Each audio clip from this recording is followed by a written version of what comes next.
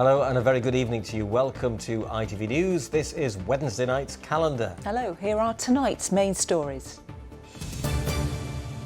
It should have been put to death for me. It might sound horrible, but it took a girl's life, a young girl's life. As killer and kidnapper Michael Sams applies for parole after 3 decades in jail, the family of his teenage Leeds victim speak out. Also tonight, Sheffield scientists develop a pioneering fingertip test which could change the way breast cancer is detected. Prospect to increase the early detection is so huge that it would be reckless not to continue the study or not to fund the study. A lesson for us all. Is so-called artificial intelligence so good it can write your homework? And it hasn't been the most picturesque of weather days for the start of the meteorological spring today, but there have been glimmers of hope and it looks a little better over the next few days. Full forecast a little later on.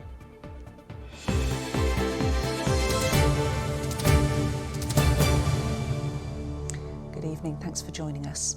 A notorious Yorkshire killer and kidnapper who became Britain's most wanted man is to make a new bid to be freed from jail after spending 30 years behind bars. Michael Sams prompted one of the country's biggest ever manhunts when, in the early 1990s, he abducted, raped and held to ransom the estate agent Stephanie Slater. He'd already abducted and murdered Leeds teenager Julie Dart. Had she lived, Julie would have celebrated her 50th birthday today. But now her killer, at the age of 81, is to appear before a parole hearing in a fresh bid for freedom. Julie's uncle, though, has told Calendar he should never be released. John Hill reports. Michael! It's 1993 and Michael Sams is led away to begin 4 life terms. His crimes earning him infamy and the prospect potentially of spending the rest of his life behind bars. In July 1991, he'd snatched 18-year-old Julie Dart from the street in Chapeltown in Leeds. He kept her captive in his workshop in Newark, demanding a ransom for her release, before bludgeoning and strangling her to death. He then blackmailed the police and British Rail in a series of letters where he threatened to kill many more. In January 1992, he kidnapped estate agent Stephanie Slater in Birmingham and held her for 8 days. She was raped, bound and blindfolded in a makeshift coffin. Where did you meet this associate? I feel to answer that. In interviews, Sams told police that Julie had been murdered by a mystery associate. It was a lie. He abducted and murdered her. She would have turned 50 today.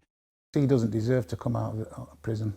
And for her uncle Gary, at home near Leeds, the parole application should be thrown out. He doesn't deserve anything. Like I say, it should have been put to death for me. It might sound horrible, but it took a girl's life. What she must have gone through, the fear, and Stephanie, you know, putting a footwell of a car blindfolded and tied up and not knowing where she was going, and then putting what were like a coffin of wheelie bins. It's a view shared by Bob Taylor, the lead West Yorkshire detective on the case. He should not be released, is my view, because he's still dangerous, because you're dealing with the mind and not the physical representation. And I still think about poor Julie Dart to this day and the tragedy of that young woman and the pain that she went through at the hands of this horrible man. Sheer terror. Absolute sheer terror. Stephanie Slater survived her kidnap ordeal but was left traumatised. She died from cancer in 2017, aged just 50. But before her death had urged the then Home Secretary to keep Sams behind bars. I will be knocking on the Home Secretary's door just reminding him of what this man has done and that he should never be released. Life should mean life. He knew what he was doing when he killed Julie. He knew what he was doing when he meticulously planned the kidnap and my imprisonment and rape for 8 days. He knew. So anybody with that kind of mind should never be released, ever. The parole board says its decision in this case, as with other cases, is solely focused on what risk a prisoner could represent to the public if released and whether that risk is manageable in the community. A result is likely next month. John Hill, ITV News. And of course, we'll let you know what happens. Next tonight, a Bradford man has gone on trial accused of murdering his niece after she refused to take part in a marriage arranged by her father. Sumaya Begum's body was found on an industrial estate in Bradford last July, 11 days after the 20-year-old student was last seen alive. Her uncle, Mohammed Taruz Khan, has admitted to disposing of her body, but he denies her murder. Fraser Maud has been following the case at Bradford Crown Court.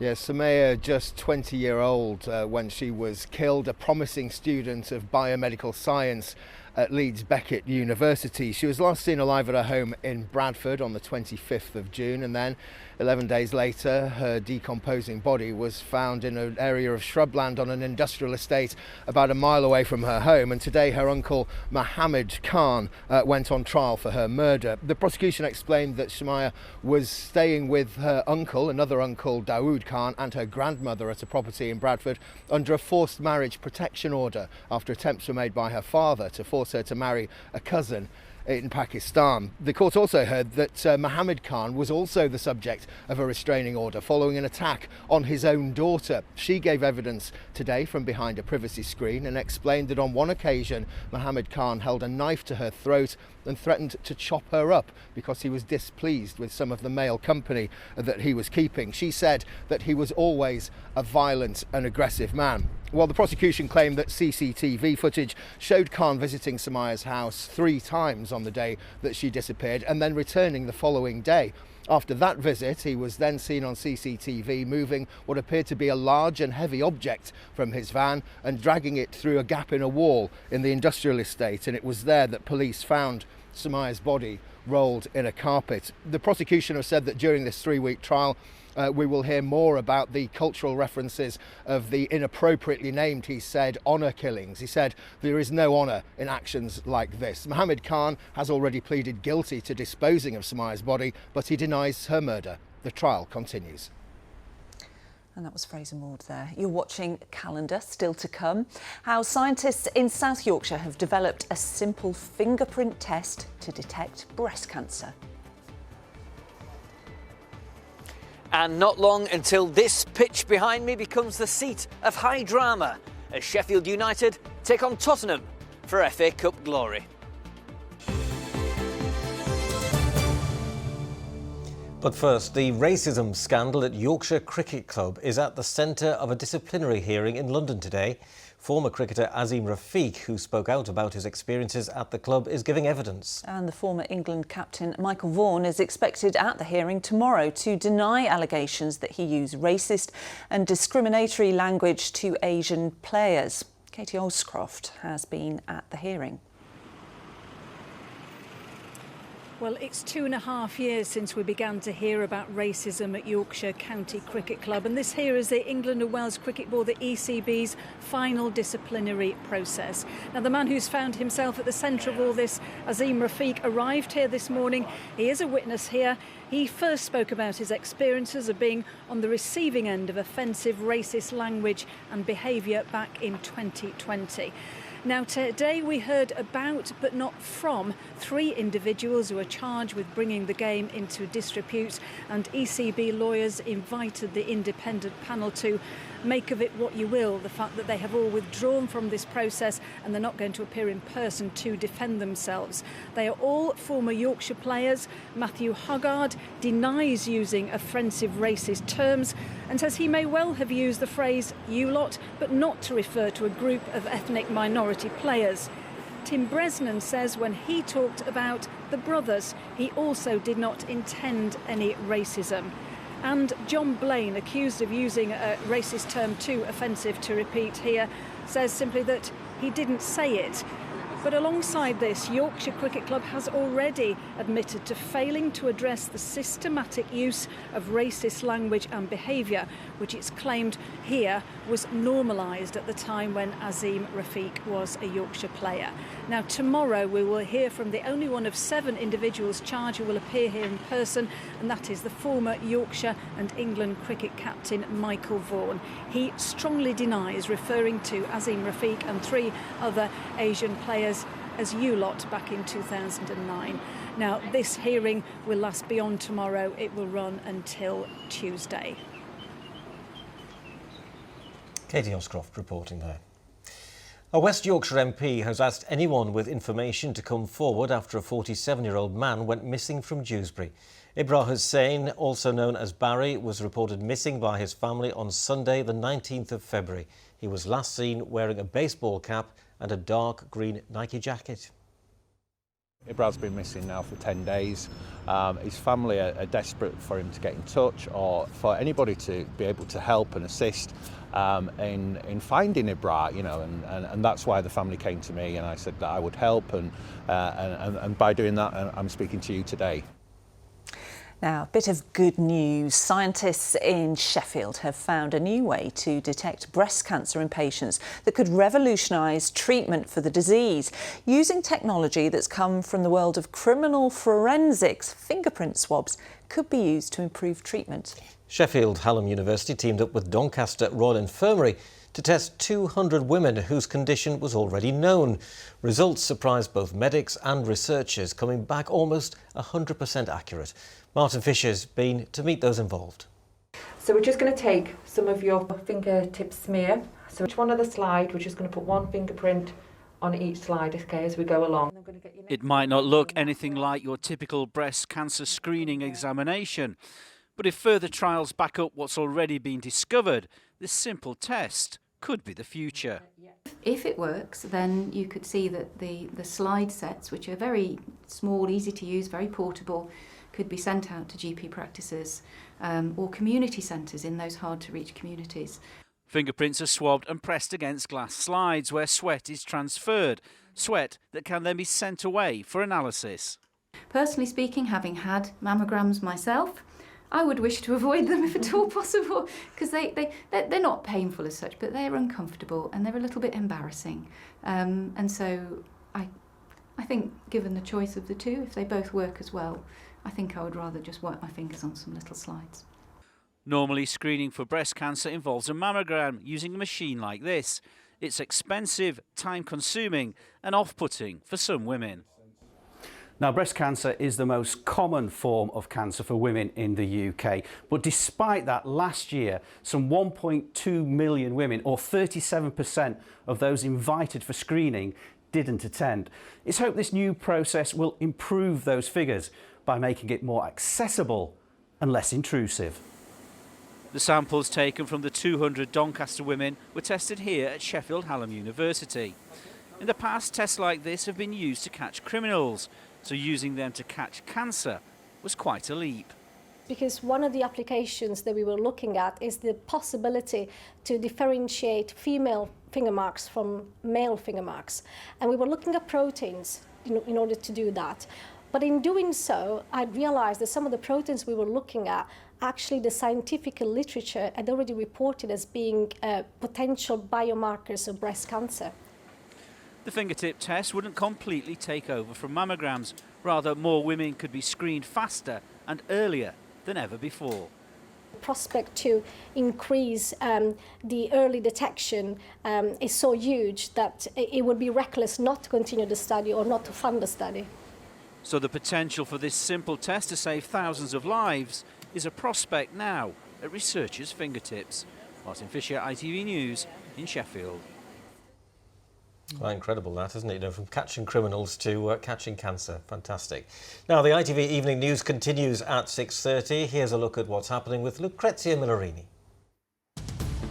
Coming up, Matt Hancock under fire after it's claimed he rejected advice to test all residents going into English care homes.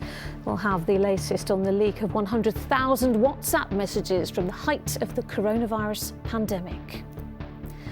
The government announces plans to support those affected by major disasters, but are they enough? And fit for a king, the special restoration taking place ahead of the coronation. Join me for those stories and more at 6:30. Lucrezia, we will. Thank you. Now, Ian, I wonder if calendar will be better presented by robots. Some might say that it already is. I don't know what you're talking about, Lara. The idea is maybe not as daft as it sounds, because with recent advances in artificial intelligence, robots are getting involved in all kinds of things. So much so that teachers are now being warned to be on the lookout for so-called chatbots doing homework for children. Yeah, I wish computers could do that for me when I was younger. This kind of software can be accessed from any device with an internet connection, and it'll compile lengthy answers to difficult questions in just a matter of seconds. Nick Smith can tell us more. Students scored 97% on an essay written by AI. This AI tool can write your homework, so I tested it. Explain combustion engine in a short paragraph. Popping up on many young people's social media feeds are guides on how to get AI to write their homework assignments. But what are these so-called chatbots and how do they work?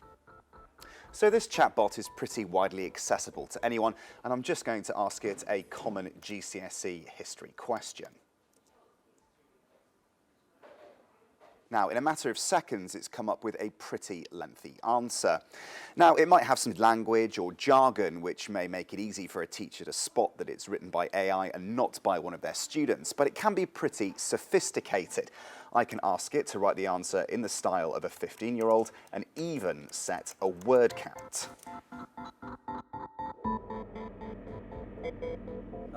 Mark Rothery is principal of Dixon's Sixth Form Academy in Bradford and says teachers can be adept at spotting AI-generated answers, but the technology is getting more sophisticated and can be hard to detect. Our teachers here, they know their students really well. So if a piece of work was handed in that was different to the usual standard or different in style, our teachers would notice it. But in terms of the regularity of their use, if a student was using an AI bot repeatedly, then that distinction wouldn't be as obvious because they do mimic human behaviour, because they can write authentically. Those studying developments in artificial intelligence say chatbots tend to just answer questions in parrot fashion, rather than understanding what they're being asked. It's very sophisticated for what it is. It produces a text that when we actually read it, it makes sense, right? This is not something that is easy to achieve. It's based on very sophisticated understanding of natural language processing. The sense in which it is not sophisticated is it does not have any understanding of the text that it is producing. So it's not like there's a mind behind the machine that understands the output. Tech experts say this can be problematic, especially for young minds trying to learn by using chatbots, when these systems don't reveal where they're sourcing information or if they're doing so objectively. So what will happen if we tend to rely on chatbots is that we will be unintentionally excluding really important points of view. One of the challenges with living our lives online is that we can take any piece of information as true or a fact, and what we're lacking is that sense of checking references and sense checking. Imagine being asked to write something about the civil rights movement, something quite important, only to later find that the facts that you're quoting or even the outcome that you're describing isn't accurate. But this technology is advancing rapidly, and with tech giants like Google and Microsoft developing their own chatbot systems, more will be emerging in years to come. A future where computers can think and interact like a human may be much closer than we think. Nick Smith, ITV News. Imagine how school could have been if you had that. I don't think we barely had computers when I was at school, to be honest, but there you go. Now, an extremely rare £500 banknote from the Bank of England branch in Leeds has been sold for £24,000 at auction. It's only the second one known to exist and would have a face value of around £33,500 today. Dating back to 1936, it was the first one ever to go under the hammer. Next to Bramall Lane and what promises to be a special night of football as Sheffield United take on Premier League team Tottenham Hotspur. It's the fifth round tie in the FA Cup, with each team trying to win a place in the quarter-finals for the chance of glory at Wembley Stadium in June. Adam Fowler's been to Bramall Lane for us. Yes, the Blades are currently second in the Championship, and in not very long at all they'll be taking on Tottenham, who are fourth in the Premier League. So the Blades very much the underdogs in this scenario, and no doubt keen to prove that they have what it takes to once again play among the top tier of English football. Now, Sheffield United boss Paul Heckingbottom has said that he expects tonight to be a special night, but he said the team can't do it by themselves. They're going to need the fans. to win the game, we have to perform in a way that gets Bramall Lane up and at it, don't we? You know, so I think, like I said before, it's hand in hand, but we're going to need the fans. The fans were excellent on Saturday from start to finish, and because there's going to be moments on Wednesday where we have to suffer without the ball, and it's all about the yards and the energy we're putting into the performance, and we need the fans to get us through that bit. But certainly when you look at who we're playing and some of the players who are going to be on the pitch, the fans are going to play a huge part in helping us. The mistakes you make will be even more punishable because of the quality of players they have. And I'd say the biggest difference is that you have to stay concentrated like all of the time, because if you switch off for 1 second, they just turn, run and shoot, score, because the quality is there. So there we go, no denying that the pressure is on tonight. Tottenham, of course, is one of the finest teams in the country. They're looking to reach the quarter-finals of the FA Cup for the third time in 4 seasons. And, of course, they may very well have the help of Harry Kane, arguably one of the finest strikers in the world. That being said, they're now suffering a trophy drought that's been going on for 15 years. So it'll be the Blades' job to try and make it up to 16. For the weather forecast, and here is Kerry. Kerry, how are you doing? It's March. It's the March. 1st of March. First day of spring already. Didn't feel very spring-like, did it? Even for that match tonight. Cloudy, misty, murky, bit breezy, bit disappointing. But we've got lots to look forward to this month because, of course, we gain about 3 minutes of daylight each day during this month, and we've also got the equinox, so the northern hemisphere says hello to the sun, tilts towards the sun, and also we've got the clocks moving forward. So lots to look forward to this month. But what is the saying? They say march in like a lamb, out like a lion, or the other way around. I don't know which one it is today because it wasn't either, was it? It was a bit meh. But I've got a March hair instead. How about that? A big thank you to Steve Norfolk for the shot. And actually some good breaks today, some really good breaks in the cloud. At times it just didn't last for very long before it clouded up and we got the outbreaks of rain. And also those strong winds, you can even see the ripples there at Lady Bower. A big thank you to Patricia Marshall for that. Now, lots of questions. I mentioned this last night, about 5 years ago today, the beast from the east. We're not going to get a beast from the east. It's not going to happen. Don't read the papers, but it was very dramatic this time 5 years ago. This March, the forecast is for colder than average conditions. So yes, expect this month to be cold at times. Is that normal? Yes, it's more likely to snow towards Easter than it is at Christmas. So what do I need to tell you? Well, as we head into next week, we've got a northerly flow, not an easterly, it's a northerly, but it's really going to peg back the feel of the temperatures. So expect more widespread frosts and also the risk of icy stretches where we get any showery outbreaks. So we will have a strong wind at times. It all starts on Sunday. We've got a system coming down from the north, and where we get any showers, they're most likely to turn wintry through next week. So yes, we could see a little bit of snow, at first more likely over our prone spots over the hills. I'll keep you updated on next week over the next few days, but here's your forecast. Good visibility on the horizon. TUI sponsors ITV Yorkshire Weather.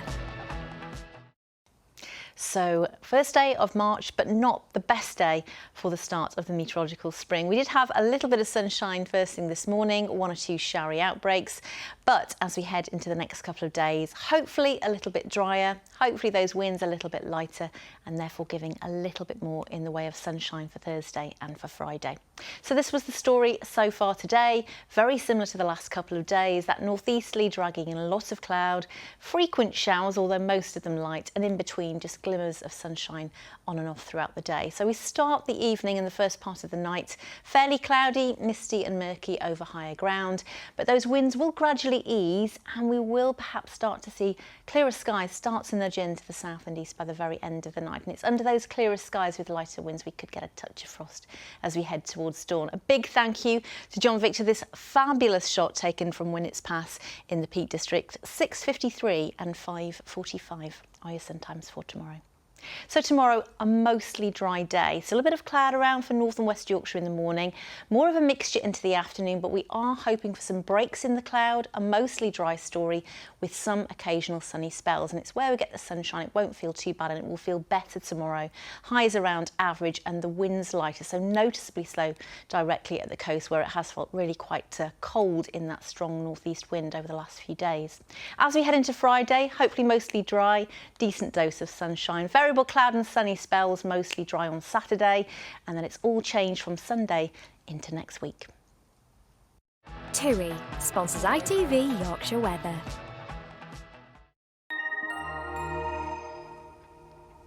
And there you go, that's your forecast. Oh, I love that picture of the hare. Gorgeous animal. Yeah, I saw one the other day actually. Really? Yeah, I nearly hit it. I didn't. No. That's all for now. I'm back at 10:30. See you then. Cheery Bye-bye. note. Good night.